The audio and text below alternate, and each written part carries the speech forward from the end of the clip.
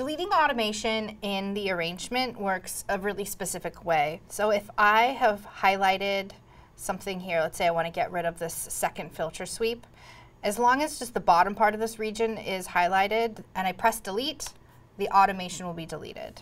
So I'm going to undo that, and then this time I'm going to highlight it, but my cursor is going to go a little higher, and you can see that this bar on top is also highlighted. So if I hit delete in this case, the entire region goes. Automating volumes is something that you might find yourself wanting to do, and I want to suggest that you use a device called a utility to do all your volume automation so that you leave that fader free to move up and down without doing any overwriting of any automation that you might have in there.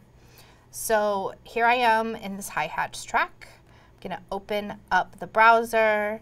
The utility is going to be towards the bottom here. So what I'm doing is adding an additional gain stage, and here is the gain there. So as the moment I move this parameter, as long as the automation lanes are open, it's going to be selected here.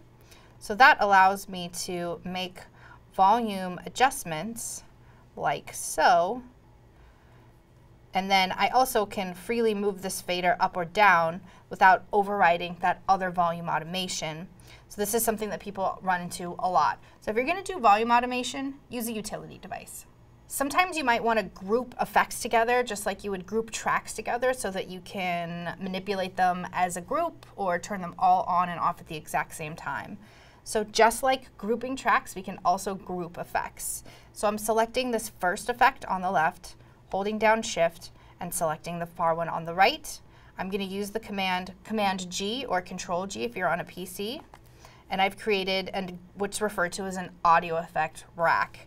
And all of these effects live inside this one rack here, which has its own additional on-off parameter here, and I can treat them all as a group. You might want to send signal from one return into another return. For instance, let's say that you want to get some reverb on this delayed signal. In order to do that, we need to enable the sends. So this by default is disabled, and it's a function that you need to turn on manually. So hovering over the sends here, if I right-click, I can choose to enable all sends, which then allows me to turn up knob A, which is then sending this delayed signal into this reverb track here in parallel, which then runs into the master. So you can do this for all of the sends, and you'll have the option of sending signal from one return into another.